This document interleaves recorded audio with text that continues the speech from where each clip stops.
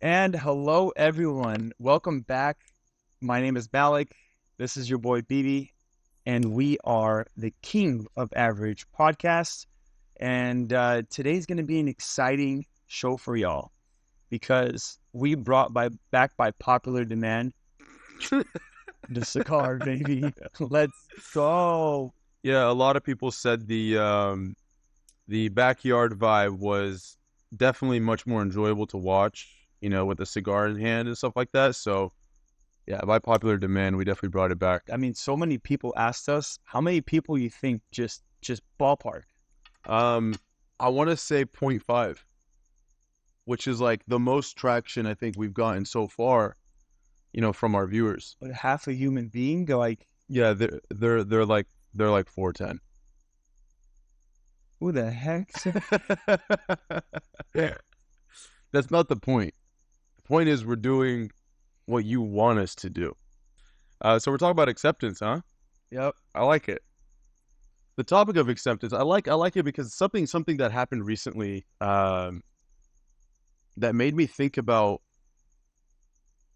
men in general and how we don't necessarily have an issue with acceptance or accepting things. But at the same time, I feel like if men understood the the stoic element of acceptance and kind of having a neutral reaction to like things that happen in life, I feel like it would definitely make for a healthier man. Example,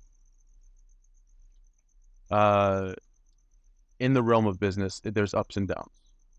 Somebody was recently explaining a situation about how there was an opportunity, they miscalculated, and they missed the opportunity. And the fact that because that happened to him, all he could do was beat himself up about it. You know what I mean? And obviously, there's a conversation where it's like, everything happens for a reason. But there's also a conversation of like, you don't need to understand what happened and what was the reason behind it, like why God chose for something to happen. Sometimes you just need to accept it and move on.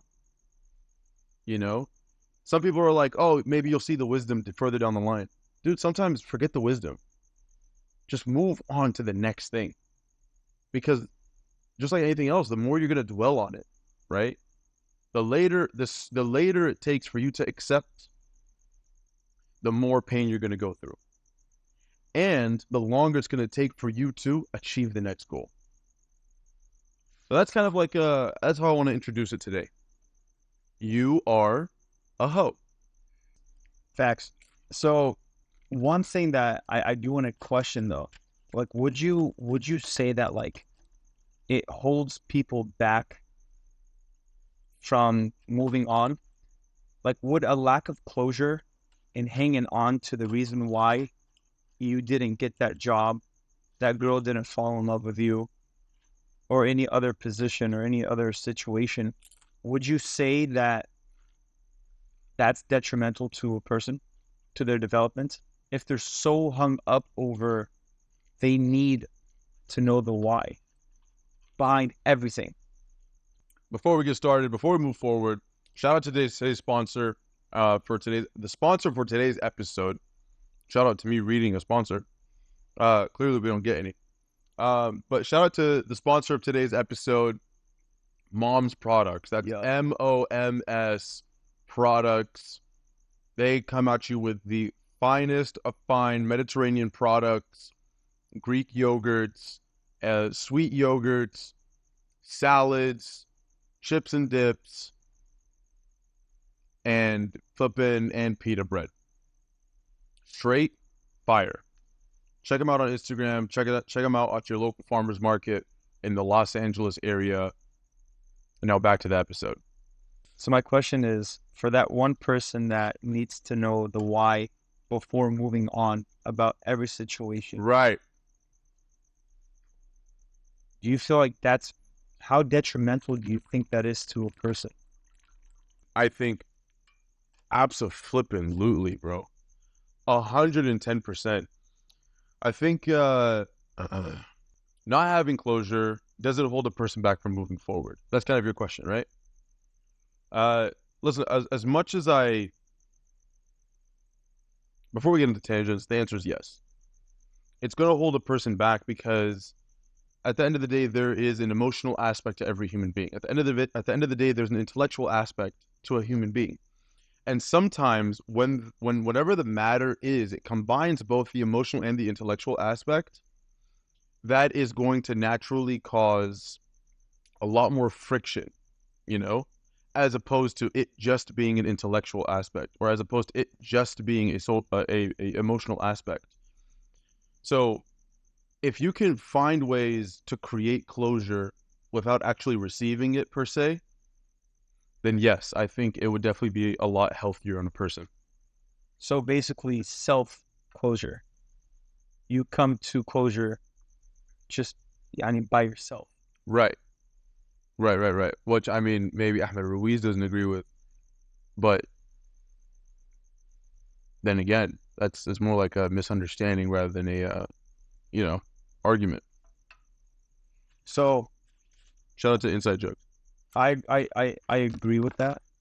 And I think that kind of leads us on to the whole thing of if you don't get that closure necessarily, don't let that hold you back.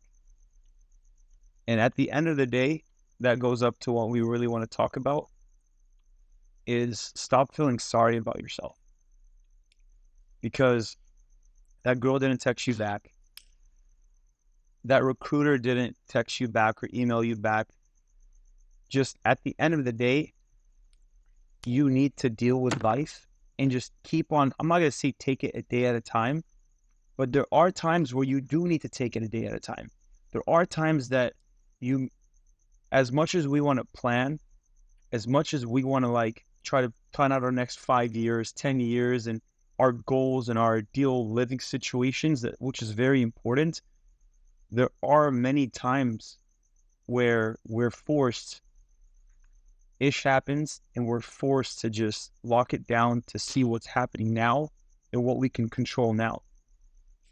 So that's the interesting aspect of it. So that's why I really wanted to bring up the whole concept of not feeling sorry for yourself, because if you constantly play that victim role, if you're constantly saying, why is it me?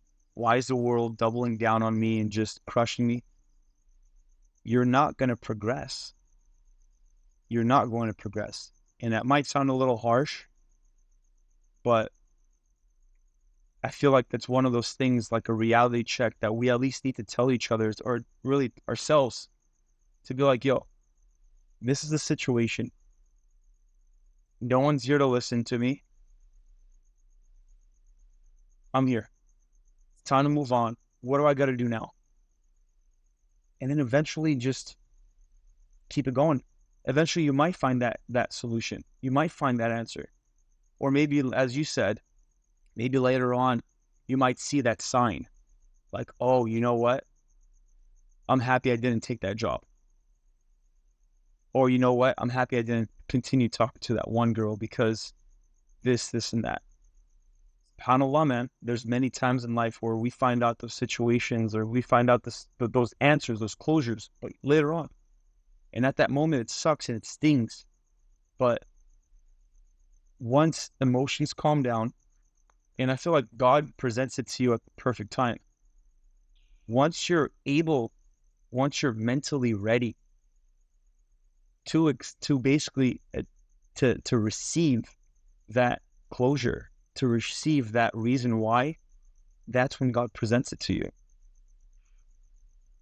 What was that guy's name who came on Mogul Insider? Is his name Ibrahim? His name is Ibrahim, yeah. Ibrahim? No, it's not Ibrahim. It's Abdul Rahim, I believe his name is. Abdurrahim? Abdul Rahman. Abdurrahman? Abdul Rahman, Abdul something, I don't know. Really? Wallahi ma bar. But I know it's not Ibrahim. He goes by 8, but it's... Oh, I see. Okay. Do you remember a very profound thing that he said that his life coach taught him?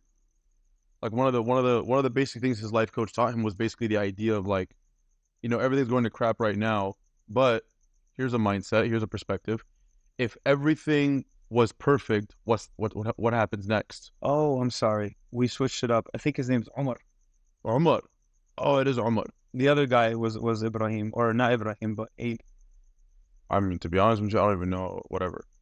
But you remember when he said that? It was very profound. It was very profound. Yeah. It was so simple, but it was so straightforward, and it made so much sense. It doesn't like you don't need to be a genius to figure it out or to understand it. If everything was perfect right now, what happens next? You know? And I want to connect that to something else that I was thinking about when I was answering your initial question. It's this idea where imagine like you're going through a very, very emotional time, and you're going to really relate to this because of what you do. Um, let's take, for example, you're going through something emotionally, right? Whatever the case may be, whatever topic it's related to. And then you wake up 5:30 in the morning on a Saturday, right? And you have to drive a couple hours. You have to set up for the farmer's market. You have to sell for 4 hours, pack down, return back, prepare for the next day's market. True sell. People could read you, and you need to be. That's not the point I'm getting at. That's not the point I'm getting at. Yeah, but I'm not trying to add to it. I like it. I like it. Even if you feel like crap, you still gotta put that smile on. Right, but when I'm talking, you shut up. Okay. So, anyways, you go to the market, you spend your day, you do what you need to do. It's a very hectic, it's a very busy day. And you're just constantly go, go, go, go, go, go. And then when you come back from the market, you have to prepare for tomorrow's market. And all of a sudden, from about 5:30 in the morning, all the way until about 6 at night, your mind has just been on go mode. And then finally, when everything settles down, you sit there and you go, wow, I completely forgot that I was being bothered by something. I completely forgot that I'm in an emotional state right now, and I was almost having a panic attack about it yesterday. But just because I've been so busy, my mind has been so occupied, that thing that I'm emotional about has shown how insignificant it really is. You know what I'm saying? And so those two ideas, connecting like, the thing that his life coach taught him, and then the idea of being so busy that you literally don't even have time to go through the emotions of it. You don't have time but to accept the situation and move on. What I think those two show is that ability to find closure within yourself, that ability to find acceptance in all situations, to understand, like, either understand straight up, this is not significant enough for me to dwell upon, right? Or to understand, you know what, it happened, but I still have to wake up at 5:30 a.m. and go to work. I still have to sit down and flip and spend, 4 to 8 hours editing in order to get the next video out. You know what I'm saying? I still have to make 400 calls a day in order to book 4 clients. You know what I'm saying? Like, I still have to. So I always found that very, very, like, profound, where it's just like you become so busy that emotions can't even fit into the picture. So I thought that was interesting. So I love how like we brought up closure to link it to acceptance, because when it comes down to closure, it's basically you getting a reason, or you getting some sort of sign for you to conclude a situation that you're going through in order for you to eventually accept it and carry on with your life. Now, another thing that's very important to think about is what Bibi said. Now, Bibi, you posted a video today on your story on Instagram, and I thought it was really good because I watched it before. And it talked about A, B, C, D, E, right? And listing important situations, moments in your life, tasks that are currently going on, A being the highest priority, and following on and on and on and on, right? That's what it is. I need to wake up at 5:30 in the morning. I need to work. I need to edit. I need to make 400 phone calls a day. I need to. That is going to eventually consume. But another thing too, and I don't want us to get to that point where we're just be like, well, you're just going to push it to the side and eventually it's just not that significant. Even regardless of like how insignificant or maybe very significant a situation is, I really feel like we do need to tackle it. Like we need to sit down and just analyze the situation, to speak to other people and to get there. As men, we're very to ourselves. So when it comes down to situations, I know I'm a huge advocate for this, but I don't really like it. It's kind of unfortunate where it's I don't want to bother other people, or I think I'm being too dramatic, where I'm discounting how I'm feeling. And even if I'm going through something and it's really bothering me and it's making me very anxious and it's eating away at my well-being, I don't feel like I want to talk. I don't want to talk it over with people because I don't want to burden someone.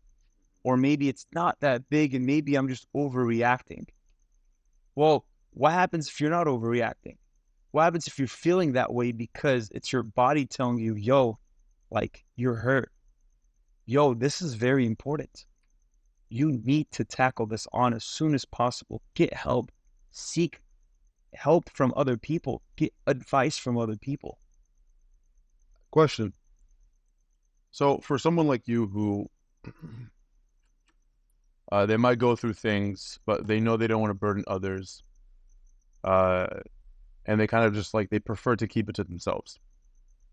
What would you say is a good resolution for that type of person to resolve that issue, or to, be able to, in a healthy way, clear themselves of what it is that they are overwhelmed about?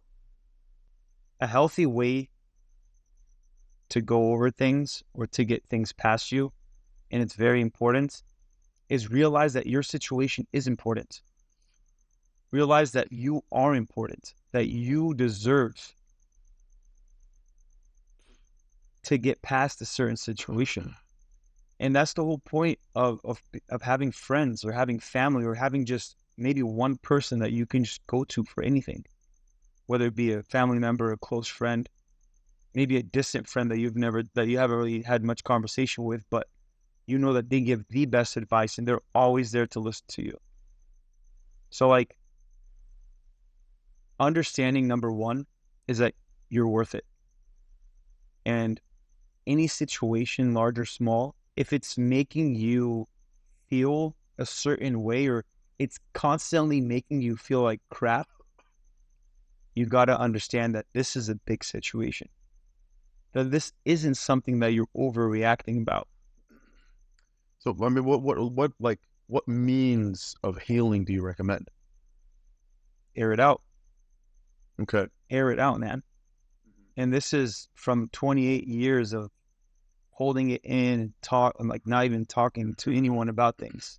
It's not healthy, man. It's not healthy at all. Right. Would you ever recommend therapy to someone? No. I would. Mm-hmm. With age, I would. As an Arab, it's such a negative thing to even talk about, whether it's therapy, whether it's marriage counseling. It's like you're so proud that like I got this situation, I can handle it. Right. No. I don't need someone to tell me how I'm feeling or how I should treat And that's what my life. I think especially for like Arab family situations, that's what causes the most trauma. Trauma to the kids, bro. Trauma to the kids, trauma to the family as a unit. Because like, dude, if the parents have not taken the time to figure it out, right, then what they're constantly going to do is just go through an array of projecting insecurities, not just in a few actions, but in everything. in everything, right? Um, and it can get really nasty really fast. But yeah, definitely, especially as a person gets older, figure out ways to air it out. Figure out ways to air it out. Don't always just put it aside. Uh, Matic is not suggesting to just put it aside. Figure out ways to air it out. Figure out healthy means in which you can eventually reach that point of acceptance. Because even though I am the type of person who is very much you know a perpetrator of like I'm a huge promoter of the idea of you know toughen up, get over it, move on. You know, That's only going to take you so far in this life. it, yes, yes and no. Look, I think individuals are different, and I'm different, dude. No, I definitely do see my situation as being different. You got to remember, in 2006 there was a war. You know what I mean? Like imagine waking up at 11 years old and you arrive at the conclusion.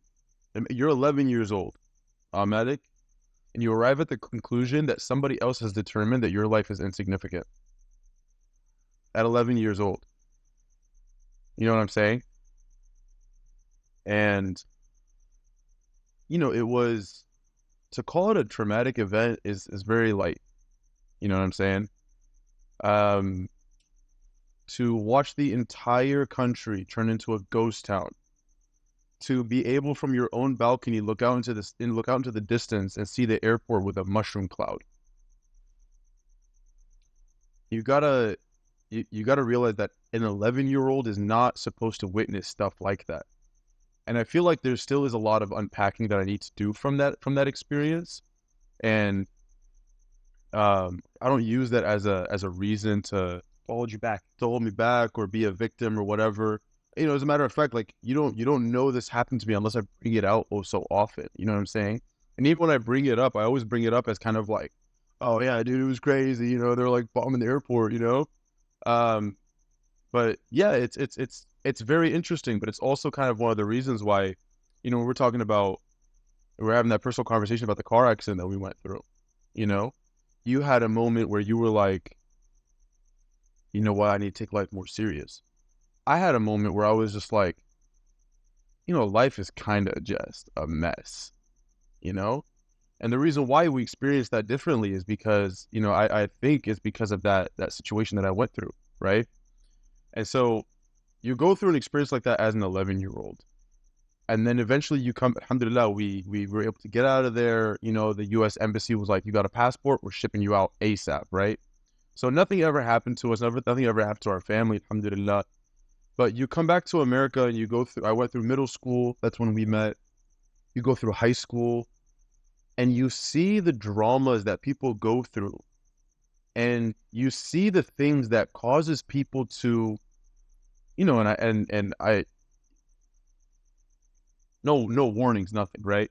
You see the things that people will literally commit suicide over, right? Yeah. And you see that, and you gotta understand that from my perspective, it's somewhat laughable. And I know that's like, Please explain. I no, not like committing suicide is laughable, but it's like the dramas and the trauma that people go through of he said, she said, and like all the petty stuff that you go through in those years of your life.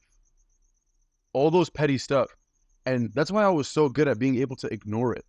That's why I was so good at not being involved in any drama in school. Because whenever it would come my way, I would literally sit there and I would just be like, my building could have been bombed a mere 3 years ago. You think I'm going to give a crap that I have a unibrow and you want to make fun of me for it? Like, you think I give a crap that, you know, you no longer want to talk to me anymore because I'm not cute enough to talk to you? Like, you think I give a crap about any of that?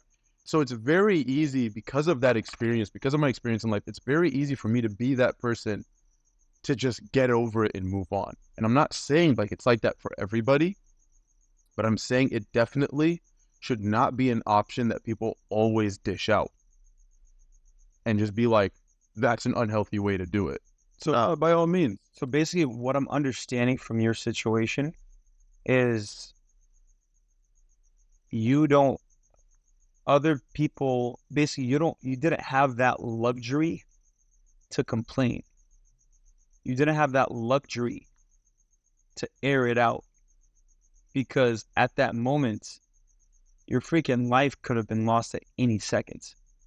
So you were straight up in survival mode where someone, say in America, that doesn't have to worry for the most part about a bomb randomly detonating onto a freaking building in the middle of the night, just randomly from like an enemy or from a civil war that's going on or whatever situation that's happening at that moment.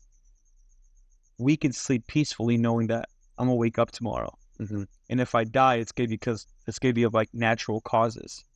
It's not because a freaking bomb or someone raided my building or something as significant as that. So I guess what I'm trying to conclude at is that when you see other people complaining about what you think is not like what's really the big deal, I feel like you view it as you have the luxury to complain about that. But homie, you didn't even live life. Like you didn't go through what I went through. Yeah. And I, that's an interesting perspective to look at it. Like, Because that's really it. right. Like I think that's kind of a funny way to kind of like It's the luxury. to mention to like sparking gratitude in this conversation. It's kind of a funny way to kind of like talk about it. Yeah, the luxury. It's kind of a weird angle of gratitude. Like how we were talking about. Dang, we weren't even recording. We were having that conversation last time with cigars, huh? We were sitting here. We weren't even recording. You're talking about that lady who has the tattoos, and at the top it said, "I get to." It's like, yeah, dude, I get to complain about which bottle of water I want to drink today. I get to complain about which shower I want to shower in because it has higher water pressure. You know what I'm saying? Like we have the luxury to complain about certain things. We have options. Yeah, we have options. Like Thank God. So it's kind of a weird angle of gratitude where it's like we have the luxury for complaining about what is known as first world problems, right? But for me, the perspective I more view it as, what it revolves around. It revolves around the bratty things. That's the stuff that I really, really like. I can't find sympathy for, and a moment ago I was talking about like what people find reasons to be suicidal. I find laughable. Listen, if it's a genuine trauma, if it's like an actual rough situation that someone's going through, by all means, like I don't understand what you're going through. By all means, it's worthy of seeking help. But when you're talking about a little kid who throws a tantrum because his mother didn't buy him a certain video game, like, like bro, I watched Call of Duty in real life, my guy. You know what I mean? Like from my balcony. Every time a flipping bomb would hit the airport, you thought it was your building. And the airport was miles away. Miles away. But it was so loud and it shook you to the core. Like legit for at least a few minutes, you sat there where you were, like just, you didn't blink, like you just wide open. You're frozen. You're frozen. And it takes you a few seconds to realize that wasn't our building, but it was so damn loud, right? That you thought it's coming down. Right now, it's coming down. Like, dude, like no 11-year-old needs to experience that. You know what I mean? So for me, it's really more along the bratty stuff, the petty stuff. That's why I always bring into conversation the idea of petty matters are insignificant. You know what I'm saying? Because it's like truly, like there is a level of tolerance that experience has given me to where I don't know, I guess it adds like a level of maturity that like most people don't experience until later on, you know? Um, but yeah, you get the luxury to complain about, first world problems and stuff like that. But You know, I just thought about this right now. You came from a third world country and you came from a war, came from that background.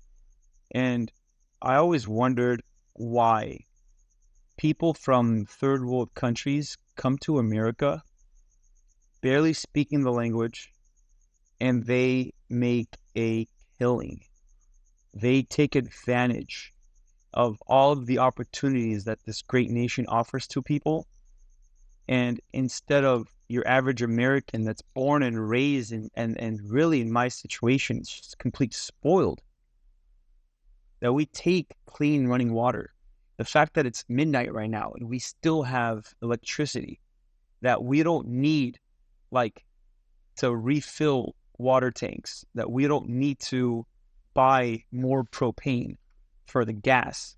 Like, it makes a lot of sense now that like people that come from a third world country, from like Lebanon where there was a war, or from other places that they're heavily impoverished, like, imagine Palestine where they literally have nothing. that they come over here and it's like, oh my God, you're drinking clean water.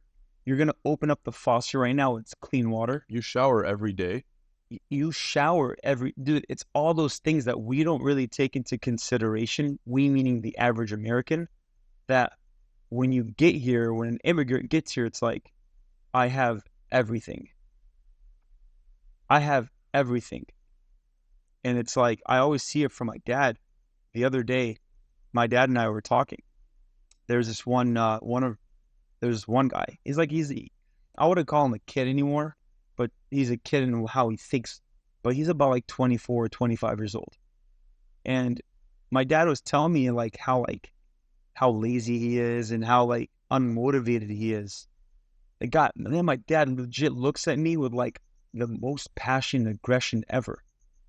He's like, Wallah, if I had his age and if I was in his situation, single and this, I would have freaking tore America apart. Not in the violent way. Not in a violent way. No, but in that way of like, I would not be in his situation where he just got evicted out of his apartment for being late or for not being able to pay and stuff. He's like, I would have just absolutely crushed any situation and hustle, me being in the person's situation. So it does take a certain person, but then again, it's like, I do agree with you with the whole thing of people are spoiled and they're able. It falls back to the whole concept of what I thought about. It's a luxury to complain and about the petty things. Now, what you went through was very significant. So it makes sense why if someone's like, oh my God, my mom didn't buy me the newest Call of Duty, or my mom didn't buy me the newest Pokemon game, then you're like, are you seriously crying about this, bro? But you can't forget, bro, and this might be my last time using bro, that what you think is petty to that person at that moment, at their life, that might be the biggest, most traumatic thing ever. And it's not something to discount, because just because a person's going through a situation that you don't think necessarily is really that big, you don't really know, because many times people act out because they don't know how to deal with certain emotions that they're going through.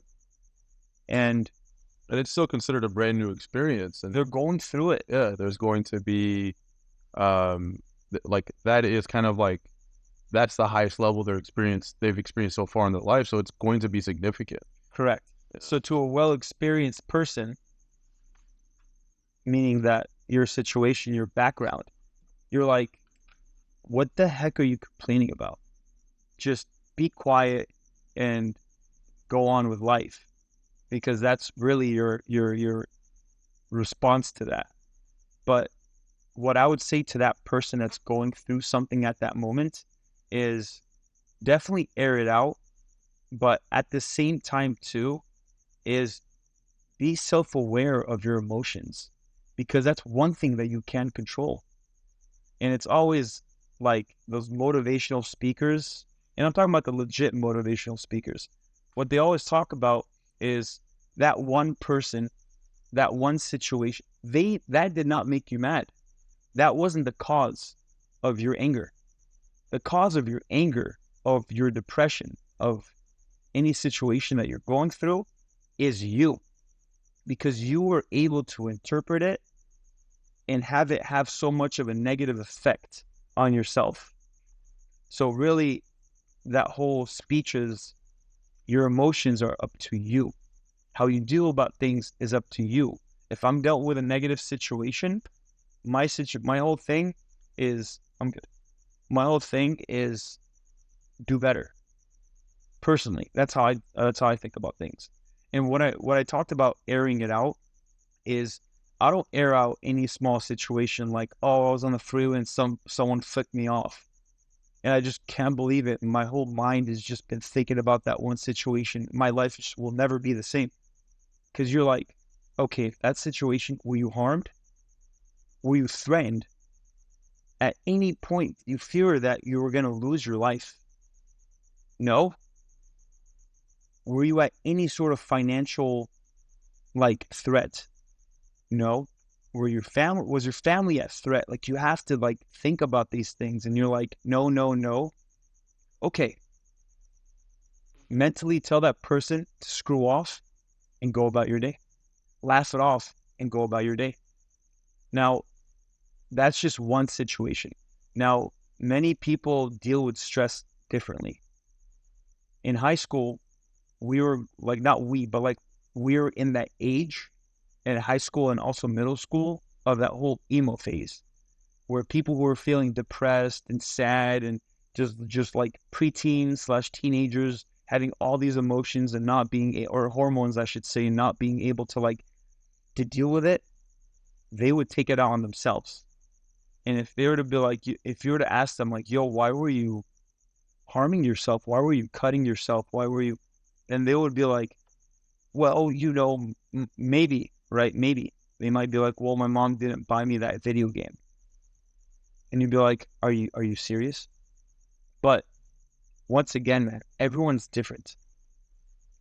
Everyone's different. So it's very important to take into consideration that just because you think something is insignificant, it might mean the world to someone else.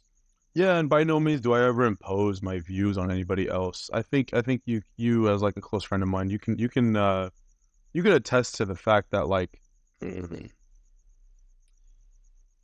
I don't necessarily go around and you're not very opinionated. I'm not very preachy or very opinionated. Yeah. You are opinionated. Yeah. But I don't go around preaching it as if it's the gospel. Yeah. You don't go up to someone going through some situation, even though you're wrong and this is what you should be. It's not worth your energy. It's not worth your time. And you also know, out of all people, that I'm actually, I'm a little more naive, and I'm a little more naive sometimes, and I'm a little almost too accepting of or almost too considerate of people's situations. Sometimes I'll literally put myself in a disadvantage just in order that because I think it's gonna make someone feel better. You know what I mean? I don't ever impose this idea of mental toughness upon anybody unless that somebody is one of you guys. One of my super, super close homies who I can genuinely just be yo, suck it up. Quit being a little wuss about it. You know what I mean? And the way, because I already know the way you're going to be receptive to that is going to be different than anybody else. So that's the only time I'm really going to kind of speak that way. Facts. You got to know your crowd. But a lot of times it's when I talk about this kind of stuff, and I don't even like to bring up this whole story of Libnat. You know what I mean? I don't bring it up often. But the only reason why I talk like this and I mention this stuff is because I just want to give insight on how I've recovered.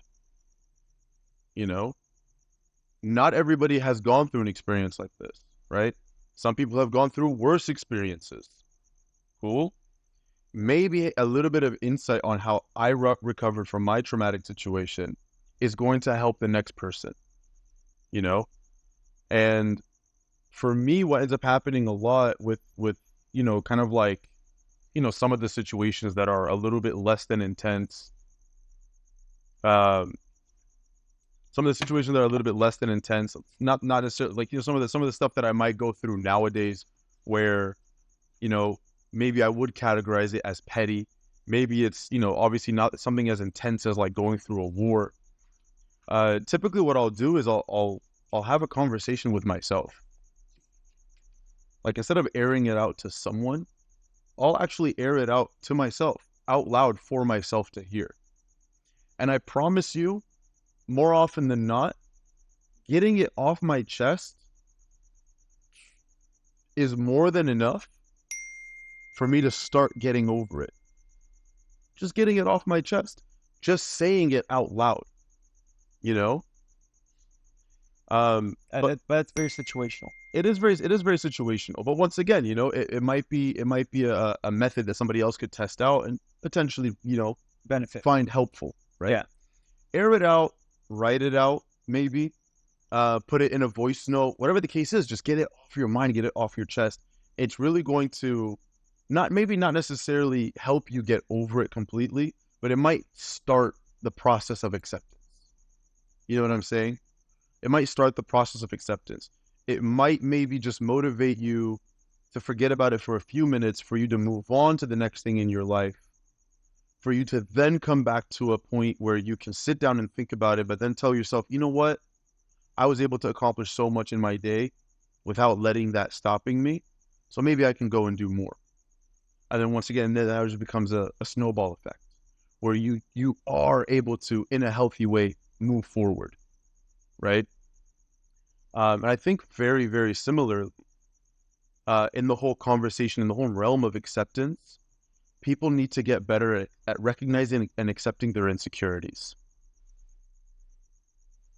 Because our insecurities are probably the most traumatic things in our life every single day for every individual. Nobody's free from it. Now, why is it more traumatic than, let's say, for example, the war in Lebanon?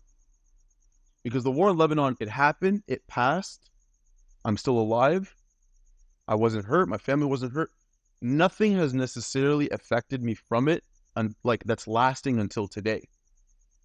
But your insecurities, the moment you wake up, it's there. They start ringing.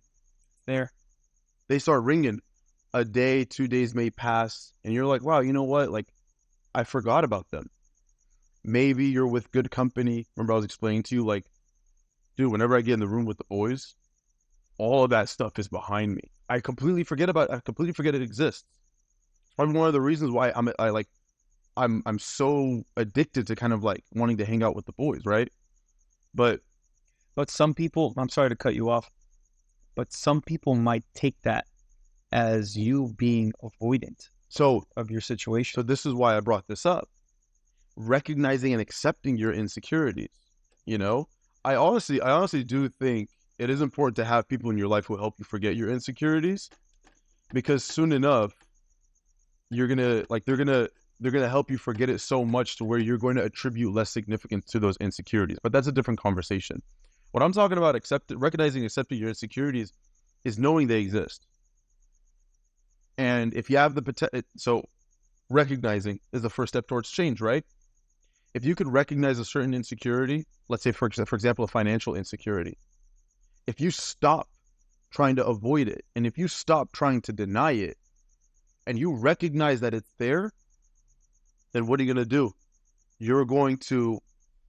It's going to be a little bit easier to start finding a process to fixing that insecurity. But let's say, for example, it's something like you can't change your height, the way you look, your family. You can't change your family. At the end of the day, your mom is your mom, your dad is your dad, and your siblings are your siblings. The more you avoid recognizing that insecurity exists, like I said in the beginning, the further you're going to be from accepting it, and the more it's going to have an effect on your life. And one of the most disturbing things that is such a natural human reaction is the idea of projecting your insecurities onto others. That's so ugly. It's so ugly, but the fact of the matter is we all do it still. We all do it still. And once again, unless you take the time to recognize and then find acceptance in your insecurities, once you're triggered by it and you begin projecting it, you won't recognize that you're projecting it until after the damage is done. But if you have accepted your insecurities and you understand when your insecurities are triggered, then you're going to recognize, oh, snap, this is the response I'm about to give. This is the action that I'm about to take because I'm triggered by this insecurity. You recognize it, and that is the simplest step. At that point, have the maturity to say, you know what? I'm not going to lash out. You know what? I'm not going to project that insecurity. You know what? I'm not going to make fun of the way they look. You know what? I'm not going to make fun of their status. Because you accepted your insecurities before. Now you recognize the trigger. And now going past the event, there's a positive outcome rather than a potential outcome because you were able to control yourself. So what I'm understanding is, and I'm going to add to this, is that it is so tough to accept your own insecurities, or maybe some of your downfalls, or maybe some of your negative behaviors that you have in life. It is so difficult to accept that as a human being, that you're flawed, that people are willing to avoid it and lash out on other people and point out other people's flaws and insecurities and so on. That in and of itself is a reason why a lot of people act the way that they do, because they would rather go to war with someone else, to fight with someone else, than look at themselves and be like, hey, look, I'm going through a financial situation. And that's the whole concept of what I brought with the whole last podcast, with Mogul Insider, of the whole concept of battling it out, battling your own insecurities, your own situation that you're going through, battling it out with yourself. And then if need be, if there's still no resolution behind that, seek help. Go to a therapist. Go to your homie. Go to whoever it is that you find that peace with, that you're comfortable, that you feel heard, that you feel understood, that you don't feel judged around. Go to that one person or people and talk it out, right? Because a person could be like, let's just use the whole financial situation, a financial insecurity. I have a family, for example. I don't, but the whole example. I have a family. I'm barely able to make ends meet. I'm up to here with bills. What's the solution? I'm going to yell at my wife. I'm going to yell at the kids. I'm going to yell at my family. I'm going to yell at everyone else. What solution is that? Because at the end of that day, guess what? You're still up to here with your finances. So that situation is not going to change.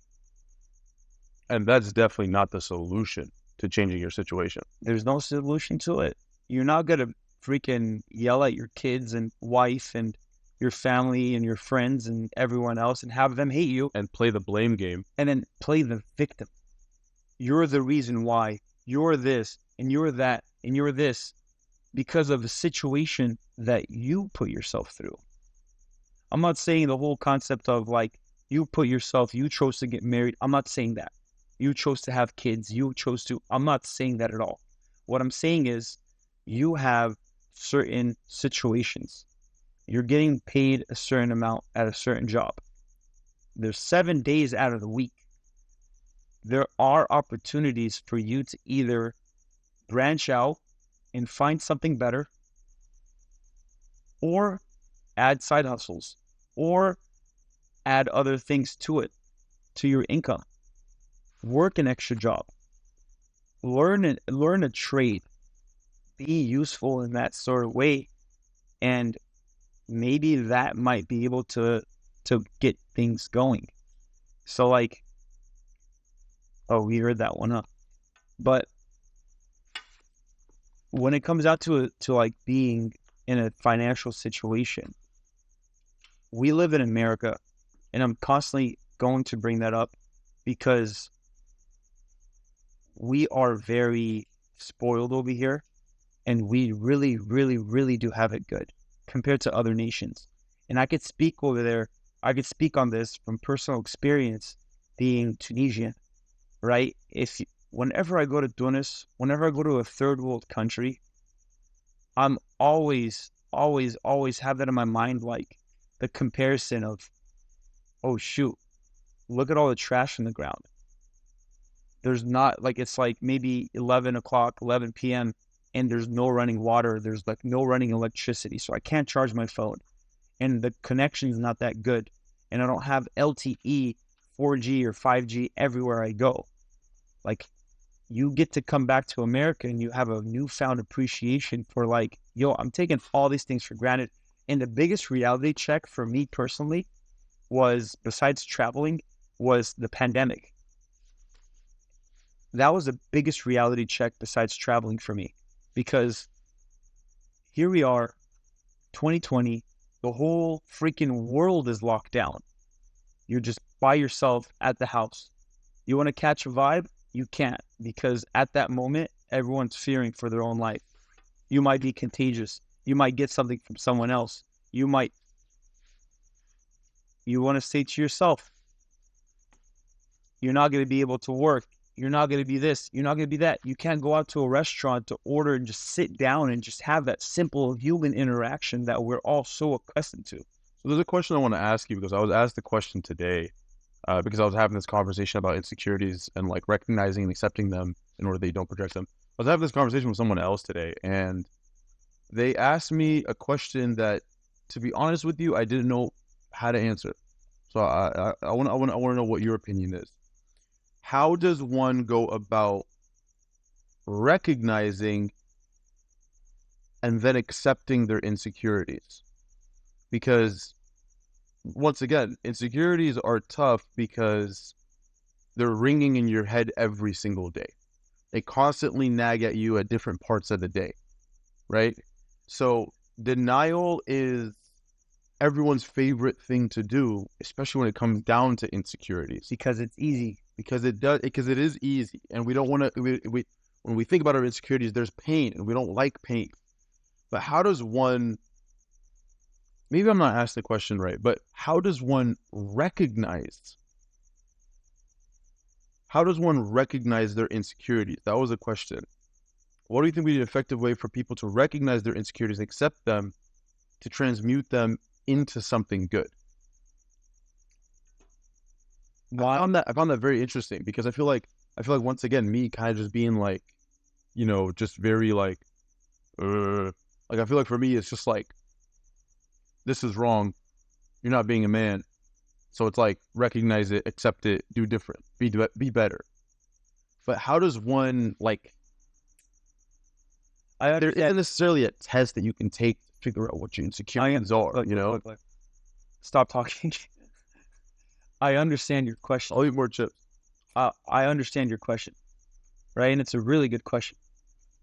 My answer to it is, it's the whole thing of step one is admitting or accepting that you have a problem.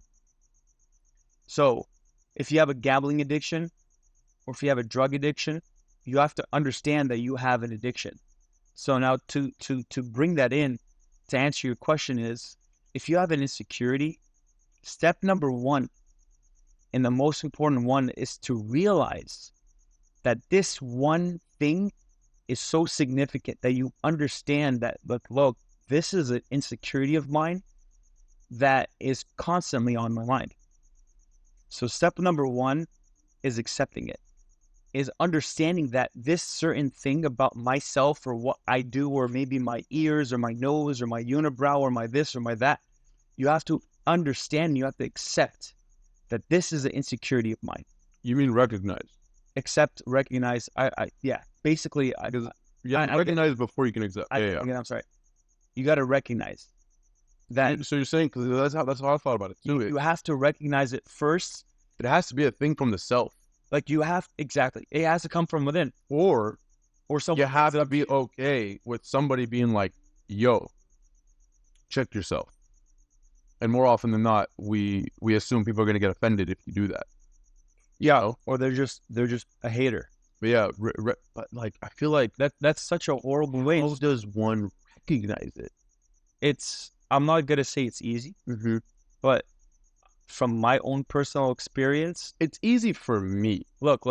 From my personal experience, I judge myself, and I also hold myself to a high status, to a high standard. So if whenever I'm not doing what I need to do, or I'm not feeling at my optimal, my best self, there are some things that are weighing me down, then I understand, yo, what's the problem? Why am I feeling this way? So I need to understand and recognize that, yo, this is a problem.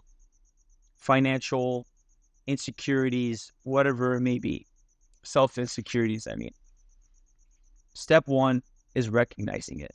That's so freaking important, because if you don't recognize it, and if you don't see what you're doing is wrong, then you're completely naive. And when someone else brings it up and you're closed mind to it, you're like, or shoot, maybe this might be the first time someone brings it up to you and you're like, no, I do that? No, there's no way, man. You're tripping out, dude. But they're like, yo, look, we're boys, and look, I have nothing to gain from this. I have nothing to gain from having this conversation with you. This is really it. For you to take a step back and walk away, you don't have to accept it right then and there. Walk away, sleep on it, think about it, but actually take that into consideration and then act upon it. You know, I just thought about backbiting is 100%. Oh, actually, we know this already. Yeah. It's not like say it. Say it. Yeah, no, we've said it 1,000 times already, but like, say it. No. You told me to shut up earlier, so I'm just going to shut up. Backbiting is 100% security projection, right? Insecurity projection. Sorry. Backbiting is 100% insecurity projection, right? And the only way to really solve the problem of backbiting is for everybody to recognize and accept their own insecurities. Because I just thought about it, like if someone tells you something in confidence and they go, yo man, can you do me a favor? Like I'm just opening up to you a little bit. Like please don't go and tell anybody else. Like this is very, very deep for me. You know? The only reason why you're going to turn around, break that promise and go tell anybody else is quite simply because it's making you feel better in some angle, right? And the only reason why you're going to chase that feeling is because there's a nagging thought in your head that you're denying every single day. That's the only reason why you'll ever backbite. I agree with you, man. So, I mean, yes, subhanAllah, there you go, man. It's just, look at us. We're solving the world's problems for our 4 viewers. This was good. I feel like we can still talk about this. I feel like there's a couple more points I want to bring up, and one of them, just as it relates to acceptance, we're gonna keep going. By the way, I don't care. I love how you mentioned that story post that I put on today, because you know it's amazing because the way you connected it was beautiful, because you know the guy was talking in the sense of achieving goals, in the sense of being successful worldly, in the sense of attaining things, and like, you know what I mean? Like it was kind of like that whole system was designed to help a person just be more organized in prioritizing what they need to get done.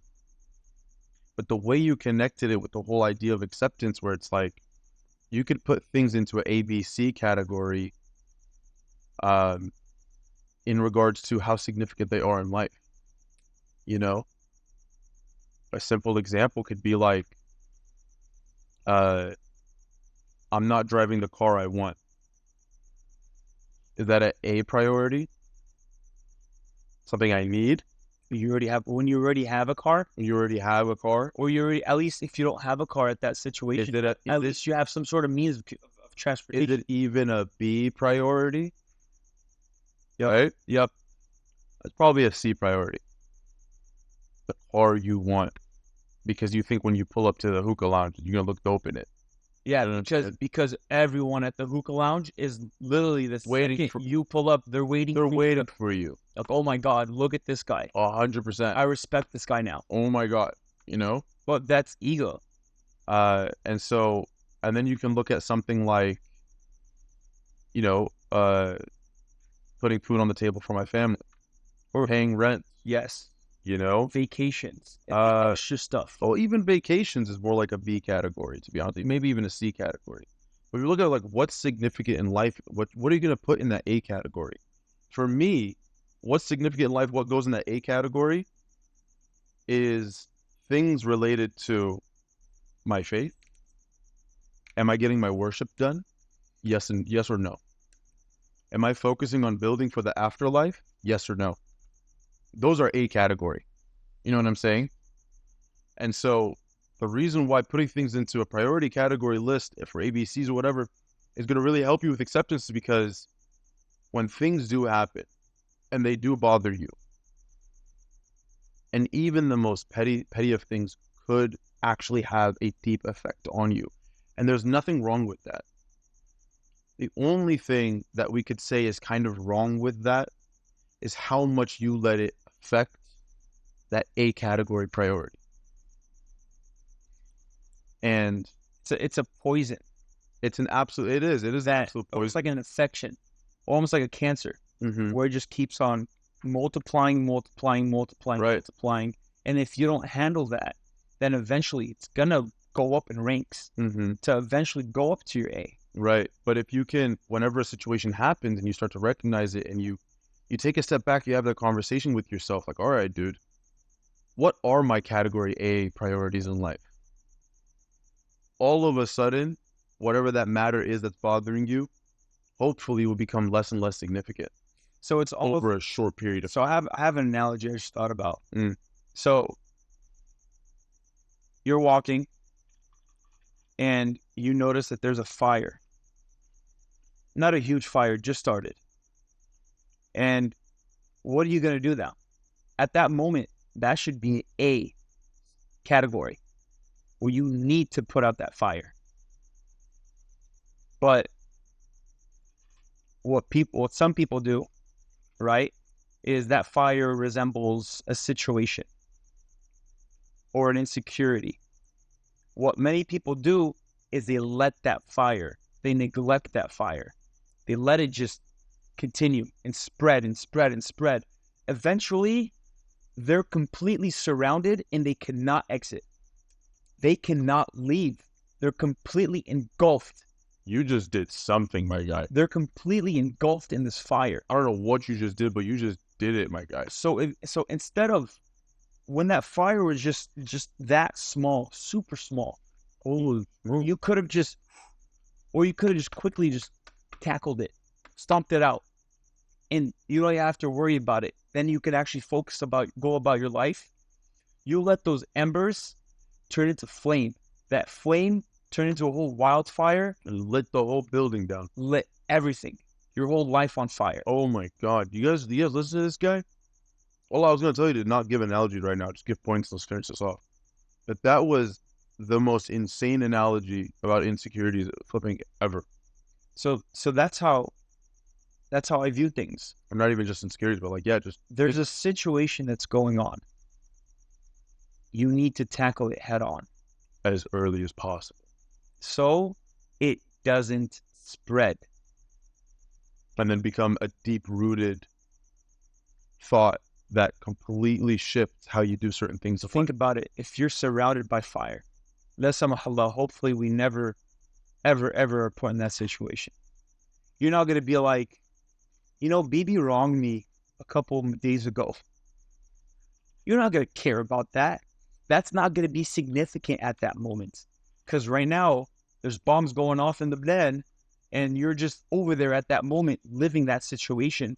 You're not going to be like, well, my dad yelled at me the other day, or my mom didn't give me that Pokemon game. I'm not tall enough. You know what I'm saying? Like, That means you can hide. yeah.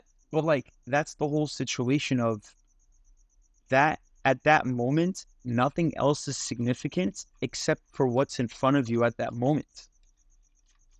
So if you feel like this is an urgent situation, and if you don't tackle it, it's going to spread and it's only going to worsen. It's like debt. You have the money at that moment, at the end of the month. The bill is due. You have that money. It's ready. It's available. And you don't pay it because you're lazy or you forgot about it. Eventually, you're going to accrue interest. And then it's just like that fire. It's just going to worsen and worsen and worsen and worsen and worsen until that debt. Scary. It's scary. It's a scary point to that analogy that I wanted to add on. So I imagined kind of like the situation where it turns into a blazing fire. The whole building's on fire now, all because of your negligence. Cool. And that fire might grow to a point where all the firefighters in the world are going to come to the scene and they're going to look at you so deep within the flames. They're going to have a moment where they're going to be like, this person is beyond saving. Like, we can't get in there. We can't get in there without losing someone. And so they're going to have to make a decision. And then I was just like, well, maybe that doesn't really happen in real life. They know how to put out fires. But it does happen in real life, according to this analogy, because you got to think about the situation of like the homelessness in California alone. We could talk about the world can shift towards mental health. The world can really progress. We can have all of these different nonprofit organizations who help the homeless. We can have all of these different, like so many budgets created, so many whatever. Some people are just beyond saving. And, we would, blame the drugs, blame the alcohol, blame whatever. It started out as an ember. And that fire grew to a point where, to a degree, it's very, very easy to believe that all hope is lost. So that was an amazing analogy. We're going to end it on that depressing note.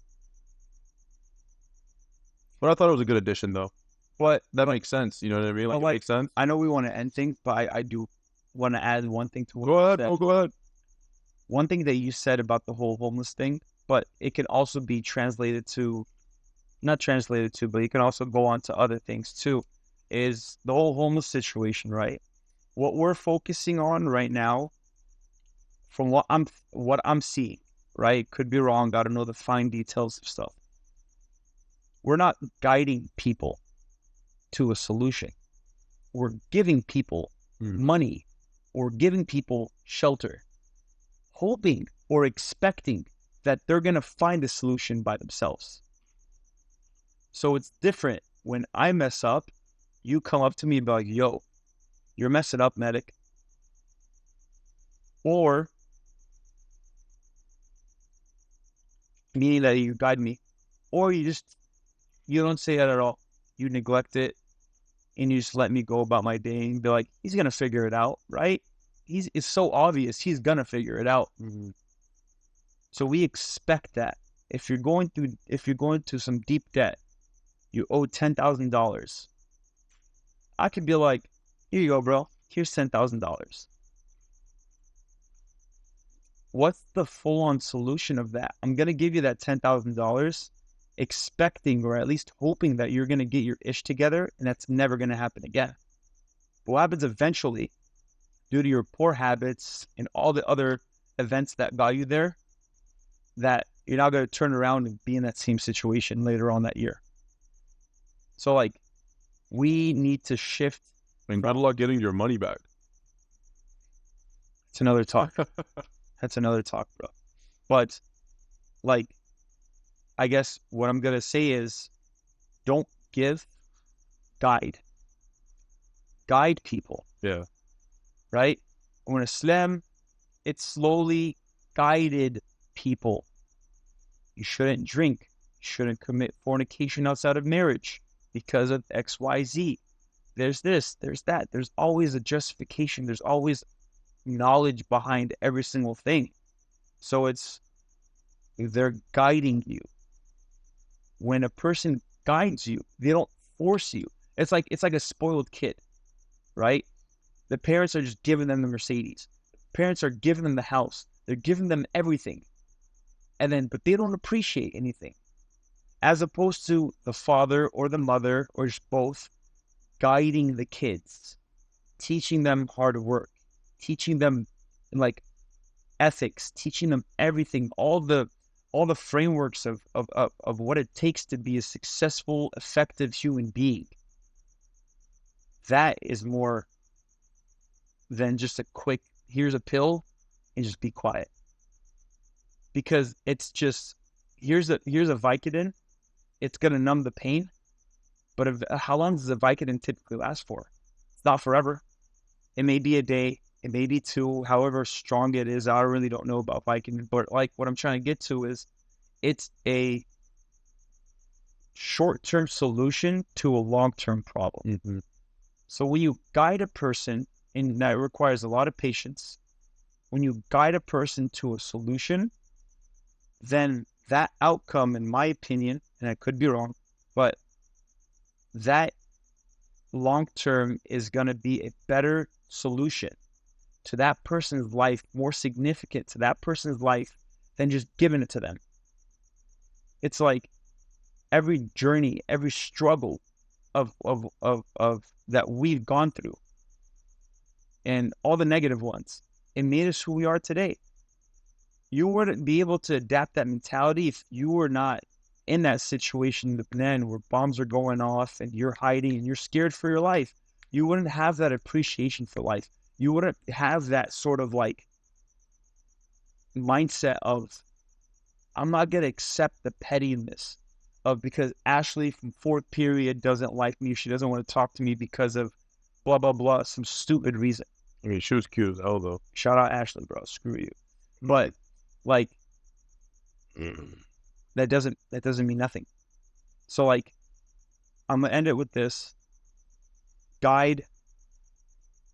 Don't like. I'm trying to make it all clever. Like, guide, don't provide. But like, right? Give, don't guide was pretty good. Yeah. Just sorry. Don't give, guide. Don't give. Give, don't guide. Yeah, I know. I was like, oh, I did not say that. No, you just swallowed that right out, bro. Shut your mouth. I did not say that, bro. But yeah, I mean, like, dude, don't give, guide people, man. And it's gonna take some patience. It's gonna take some time, but eventually, long term, that person is gonna come to you and they'll be like, "Thank you so much." And that's all I have to say about it. 100% agree. 100% agree. So this conversation was about acceptance. It led us down a few paths, that's for sure. But it was definitely a great talk, and you definitely flipping stamped it at the end with a couple of bangers. So, flipping phenomenal, bro. Go ahead and do everyone a favor, bro. Sign us out, my guy. All right. Well, this was another episode of the King of Average podcast. This is your host, Medic, and BB. And we're signing off, guys. Until next week. Thank you so much for tuning in. Hope you stayed this long. Definitely consider subscribing. Comment down your thoughts below. Like. And yeah, dude, if there's anything you'd like for us to talk about, or if you're definitely interested in sponsoring the show, we love Monte Cristo cigars. So, and then shout out to today's sponsor, Mom's Products, here in Stanton, California. Awesome. Yeah, guys. Well, for real, send us through with that subscribe. That motivates us even more. Send us a subscribe. Yeah, that was the joke. Yeah. It happened right here. That was the best part. Yeah, exactly. Yeah. Peace.